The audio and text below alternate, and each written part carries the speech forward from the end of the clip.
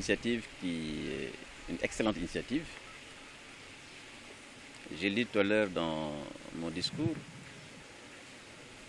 le secteur bancaire au Sénégal et en Afrique de l'Ouest finance à peu près 21% du produit intérieur brut au PME. Si vous le comparez aux pays émergents, ce financement est à 80%.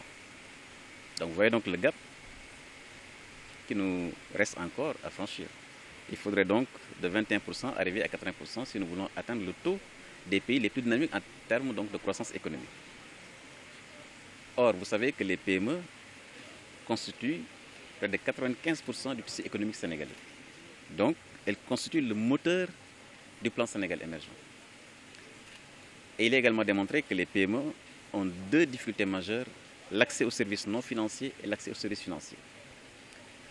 Donc cet atelier organisé par la DPME sur la notation des PME, qu'ils appellent en anglais le e-rating, qui permet justement à ce que la PME puisse anticiper sur l'ensemble de l'organisation ou de la réorganisation à mettre en place avant d'aller s'adresser aux banques, est une excellente initiative. Puisque sur les 62 entreprises qui ont été labellisées, l'essentiel a pu accéder au financement convenablement.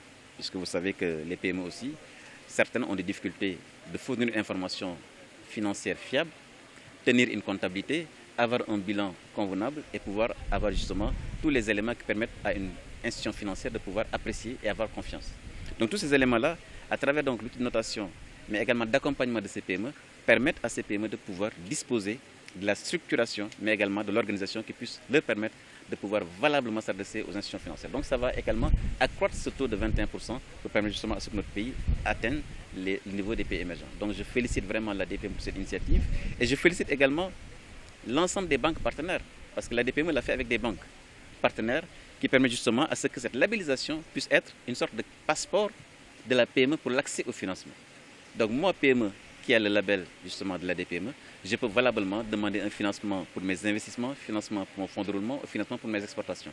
Donc je crois qu'il faut vraiment le saluer, inviter l'ensemble des PME à s'adresser à la DPME pour pouvoir justement bénéficier de cet accompagnement qui leur permet d'être des interlocuteurs valables des banques et du secteur financier. La DPME prévoit de labelliser d'ici fin 2015-2016 plus de 300 entreprises, monsieur le directeur général. Donc 300 PME qui seront également labellisées, qui pourront avoir justement plus de facilité à accéder à l'ensemble de ces services financiers et des services non financiers.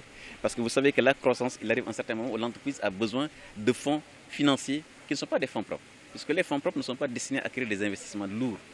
Pour acquérir des immobilisations lourdes comme du matériel, comme des machines, comme de grands investissements, il faut s'adresser au secteur financier.